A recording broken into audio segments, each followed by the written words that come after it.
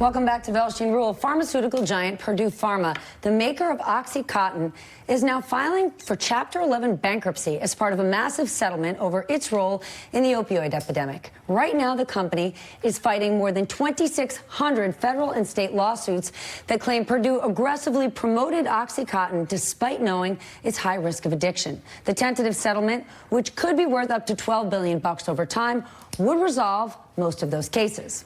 In a statement, the Sackler family, which owns Purdue Pharma, says, quote, "We have deep compassion for the victims of the opioid crisis and believe the settlement framework is an historic step toward providing critical resources that address a tragic public health situation," end quote. NBC News has confirmed only 23 states and 4 territories are in favor of the deal. There are still 26 states opposed to the settlement, vowing to continue litigation. Purdue Pharma's chairman says the settlement is what's best for all parties involved.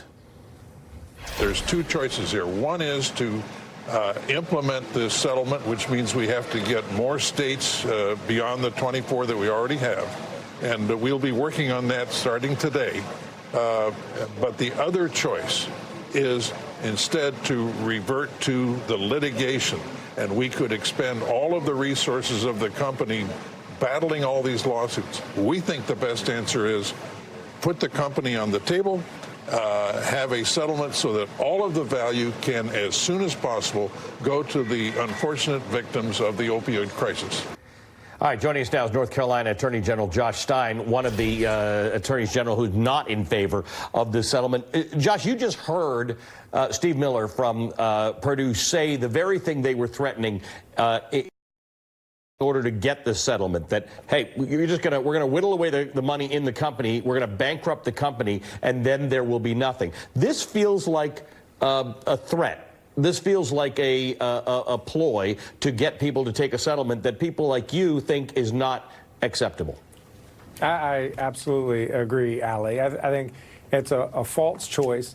Basically, the Sackler family for the last decade has sucked billions and billions of dollars out of Purdue. It is now a shell of its former self. It could be worth as little as $1 billion, at most $2.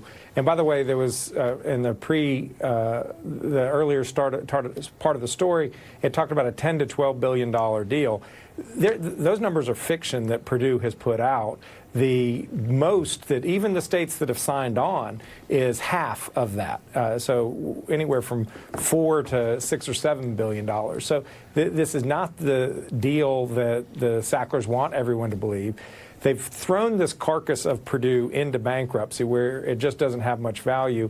All the value is with the Sacklers. They're the ones who have sucked out the money. And if they are sincere about what they said at the beginning, that they want to try to help people who are suffering, it's very easy for them to do so.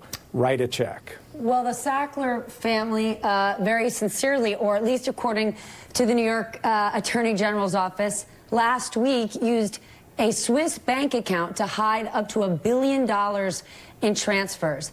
How does that work? When all of these lawsuits are flying around, wouldn't their assets, A, be frozen?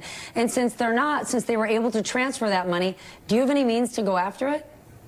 Well, they've been sucking out and transferring abroad billions of dollars for years now.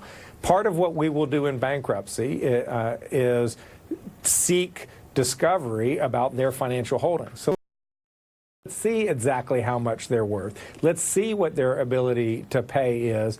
Let's see them put their money where their mouth is. If they want to help people, write a check. It's that simple. Now, let's put this in the context of everything that's going on in terms of the opioid crisis. It's not just Purdue Pharma. There are other drug companies blamed for having a role in the opioid crisis. Some of them are distributors. We got them on the screen, including companies like CVS. Tell me holistically what accountability looks like to you, because as you've said, this deal is not the $10 to $12 billion that the Sackler family would have us believe it is. But even if you take a bunch of the settlements that are out there or proposed, it doesn't add up to the damage that's been done by this unprecedented crisis. Well, that's likely true. I mean, if you were to add up all the amount that we can get from all the companies, it probably won't be enough to address the crisis. But we can achieve meaningful results, and that's why we're going to continue to seek and pursue the Sackler family and Purdue Pharma, but there are 3 major distributors. There are 5 other major manufacturers. And so this is the first of many companies. We are working together as a national effort of attorneys general to try to reach a resolution with these other companies. And, all in, hopefully we get a meaningful sum over a period of years that can help us treat people. Because the fundamental truth is there are tens of thousands of North Carolinians struggling with opioid addiction. Their lives are spiraling out of control. It affects their families, and it has incredible burdens on our state government, of course. Attorney General Josh Stein, thank you for joining us, sir. Appreciate it.